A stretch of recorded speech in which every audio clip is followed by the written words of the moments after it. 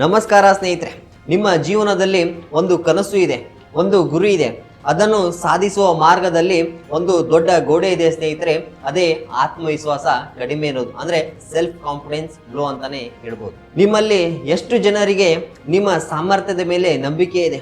ಬಹುಶಃ ನನ್ನ ಪ್ರಕಾರ 20% ಜನರಿಗೆ ಮಾತ್ರ. ಉಳಿದ 80% ಜನರಿಗೆ ಅಳುಕಿನಿಂದ, ಸಂಕೋಚದಿಂದ ತಮ್ಮ ದೊಡ್ಡ ಕನಸುಗಳನ್ನು ಕೈಬಿಟ್ಟಿದ್ದಾರೆ. ನಾವು ಇಂದು ಈ ಗೋಡೆಯನ್ನು ಒಡೆಯುತ್ತೇವೆ. ಆತ್ಮವಿಶ್ವಾಸ ಇಲ್ಲದೆ ಗೆಲುವು, ಸಾಧನೆ ಅಸಾಧ್ಯ. ಈ 5 ನಿಮಿಷದಲ್ಲಿ ನಿಮ್ಮ ಆತ್ಮವಿಶ್ವಾಸವನ್ನು ಹೇಗೆ ಆಕಾಶದಷ್ಟು ಹೆಚ್ಚಿಸುವುದು, ವೈಜ್ಞಾನಿಕವಾಗಿ ಪ್ರಮಾಣೀಕೃತವಾಗಿ ಹೇಗೆ ಹೆಚ್ಚಿಸುವುದು ಅಂತೇಳಿ ಇವತ್ತಿನ ವಿಡಿಯೋದಲ್ಲಿ ನೋಡ್ಕೊಂಬರೋಣ ಬನ್ನಿ. ಈ ಸೂತ್ರವನ್ನು ನೀವೇನಾದ್ರು ಪಾಲಿಸಿದ್ರೆ ನಿಮ್ಮ ಜೀವನದ ದಿಕ್ಕು ಬದಲಾಗುತ್ತದೆ. ಮೊದಲಿಗೆ ಈ ಸಮಸ್ಯೆಗಳು ಏಕೆ ಬರುತ್ತದೆ ಅಂತೇಳಿ ತಿಳ್ಕೊಳ್ಳೋಣ. ನಿಮ್ಮ ಮೆದುಳು ಒಂದು ಭವಿಷ್ಯದ ಯಂತ್ರ. ನಿಮ್ಮ ಹಳೆಯ ಅನುಭವದ ಮೇಲೆ ನಿಮ್ಮ ಸಾಮರ್ಥ್ಯವನ್ನು ಅಳೆಯುತ್ತದೆ. ನೀವು ಹಿಂದೆ ಒಂದು ಸಲ ಯಾವಾಗ್ಲಾದ್ರೂ ಫೇಲ್ಯೂರ್ ಆಗಿದ್ರೆ ನಿಮ್ಮ ಮೆದುಳು ಯಾವಾಗ್ಲೂ ನಿಮಗೆ ಸೂಚಿಸುತ್ತದೆ ನೀನೊಬ್ಬ ಫೇಲ್ಯೂರ್ ಅಂತಾನೆ. ಇದನ್ನೇ ಸೆಲ್ಫ್ ನೆಗೆಟಿವ್ ಟಾಕ್ ಅಂತಾರೆ. ಇದನ್ನು ಒಡೆಯಲು ನಾವು ಹೊರಗಿನಿಂದ ಕೆಲಸ ಮಾಡಬೇಕು. ಖ್ಯಾತ ಮನಶಾಸ್ತ್ರಜ್ಞ ಆಲ್ಬರ್ಟ್ ಬಂದೂರಾ ಅವರು ಇದನ್ನ ಸೆಲ್ಫ್ ಎಫಿಕೆನ್ಸಿ ಅಂತೇಳಿ ಕರೆಯುತ್ತಾರೆ. ಆದರೆ ಒಂದು ಕಾರ್ಯವನ್ನು ಯಶಸ್ವಿಯಾಗಿ ನಿರ್ವಹಿಸಲು ನಿಮ್ಮಲ್ಲಿ ಇರಬೇಕು ನಂಬಿಕೆ. ಆ ನಂಬಿಕೆ ಹೆಚ್ಚಾದರೆ ನಿಮ್ಮ ಯಶಸ್ಸು ಕೂಡ ಹೆಚ್ಚಾಗುತ್ತದೆ. ಅದನ್ನು ಹೆಚ್ಚಿಸಲು ಮೊದಲನೇ ಸೂತ್ರ ಇಲ್ಲಿದೆ. ನಿಮ್ಮ ಯಶಸ್ಸಿನ ಸಾಕ್ಷಿಯನ್ನು ಸಂಗ್ರಹಿಸಿ. ನಿಮ್ಮ ಮೆದುಳು ನಿಮ್ಮ ಯಶಸ್ಸನ್ನು ಸಂಗ್ರಹಿಸಲು ಸೋಮಾರಿಯಾಗುತ್ತದೆ. ಹಾಗಾಗಿ ನೀವು ನಿಮ್ಮದೇ ವಕೀಲರಾಗಬೇಕು.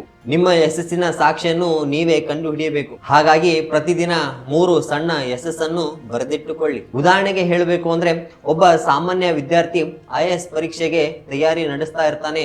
ಆತ ಡೈರಿಯಲ್ಲಿ, ಇಂದು ನಾನು ಗಣಿತದ ಒಂದು ಕಷ್ಟಕರವಾದ ಅಧ್ಯಯನವನ್ನು ಮುಗಿಸುತ್ತೇನೆ, ಇಂದು ನಾನು ಸಭೆಯಲ್ಲಿ ಮಾತನಾಡುತ್ತೇನೆ, ಇಂದು ನಾನು ನನ್ನ ರೂಮನ್ನ ಸ್ವಚ್ಛ ಮಾಡುತ್ತೇನೆ ಅಂತೇಳಿ ಒಂದು ಡೈರಿಯಲ್ಲಿ ಬರೆಯುತ್ತಾನೆ. ಇದೆಲ್ಲ ಸಣ್ಣ ವಿಷಯಗಳೇ, ಆದರೆ 1 ತಿಂಗಳದ ನಂತರ 90 ಸಾಕ್ಷಿಗಳನ್ನು ಸಂಗ್ರಹಿಸಿದಂಗಾಗತ್ತೆ. ಆ 90 ಸಾಕ್ಷಿಗಳನ್ನು ಓದಿದಾಗ ನಿಮಗೆ ಅನ್ಸುತ್ತೆ, ನಾನು ಒಬ್ಬ ಸಾಧಕ, ನಾನು ಎಂತ ಕಷ್ಟಕರದ ಕೆಲಸವನ್ನು ಕೂಡ ಮಾಡಬಲ್ಲೆ ಅಂತೇಳಿ ನಿಮ್ಮ ಮೆದುಳಿಗೆ ಒಂದು ಸೂಚನೆ ಕೊಟ್ಟಂಗಾಗತ್ತೆ.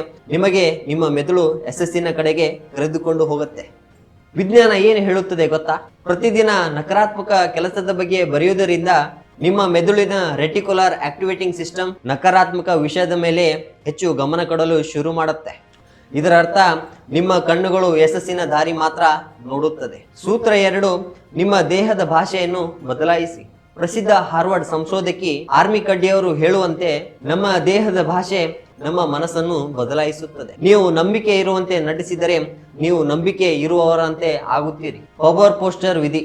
ಒಂದು ದೊಡ್ಡ ಸಭೆಗೆ ಅಥವಾ ಒಂದು ಸಂದರ್ಶನಕ್ಕೆ ಹೋಗುವ ಮೊದಲು ಯಾರು ಇಲ್ಲದ ಜಾಗದಲ್ಲಿ 2 ನಿಮಿಷ ನಿಂತು ಒಂದು ಗೆಸ್ಚರ್ ಅನ್ನ ಮಾಡಬೇಕು. 2 ಕೈಗಳನ್ನು ನಿಮ್ಮ ಸೊಂಟದ ಮೇಲೆ ಇಟ್ಟು ಎದೆಯನ್ನು ಉಬ್ಬಿಸಿ ನಿಲ್ಲಬೇಕು. ಒಂದು ಕನ್ನಡಿ ಮುಂದೆ ಆಗಿರ್ಬೋದು, ಅಥವಾ ನೀವು ಹಾಗೆ ಸುಮ್ಮನೆ ನಿಂತರೂ ಕೂಡ ಪರವಾಗಿಲ್ಲ, ನೀವು ನೇರವಾಗಿ ನಿಲ್ಲಬೇಕಾಗತ್ತೆ. ಇದನ್ನ ನಾವು super man, super woman gesture ಅಂತಾನೆ ಕರಿತೀವಿ. ಈ ತರ ಒಂದು ಗೆಸ್ಚರ್ ಅನ್ನ ಮಾಡಿದ್ರೆ ನಿಮ್ಮ ಒತ್ತಡದ ಹಾರ್ಮೋನ್ ಕಡಿಮೆ ಆಗುತ್ತೆ ಮತ್ತು ನಿಮ್ಮ ಆತ್ಮವಿಶ್ವಾಸದ ಹಾರ್ಮೋನ್ ಹೆಚ್ಚಾಗುತ್ತದೆ. ಇದನ್ನು ಸಂಶೋಧನೆಯಲ್ಲಿ ಹೇಳುತ್ತಾರೆ. ಸೂತ್ರ 3, ಹೋಲಿಕೆ ನಿಲ್ಲಿಸಬೇಕು, ಫೇಲ್ಯೂರ್ ನ ಅರ್ಥ ಬದಲಾಯಿಸಬೇಕು. ನಿಮ್ಮ ಆತ್ಮವಿಶ್ವಾಸವನ್ನು ಕದಿಯುವ ದೊಡ್ಡ ಕಳ್ಳ ಅಂದ್ರೆ ಅದು ಸೋಷಿಯಲ್ ಮೀಡಿಯಾ ಅಂತಾನೆ ಹೇಳ್ಬೋದು ಸ್ನೇಹಿತರೆ. ಅಲ್ಲಿ ಎಲ್ರು ಕೂಡ ಯಶಸ್ವಿ ಅಲ್ಲ, ಎಲ್ರು ಕೂಡ ಸುಂದರವಾಗಿ ಕಾಣೋದಿಲ್ಲ, ಎಲ್ರು ಕೂಡ ಶ್ರೀಮಂತರು ಅಲ್ಲ. ಆದ್ರೆ ಎಲ್ಲವೂ ಕೂಡ ಕಾಲ್ಪನಿಕವಾಗಿ ನಮಗೆ ತೋರಿಸುತ್ತೆ.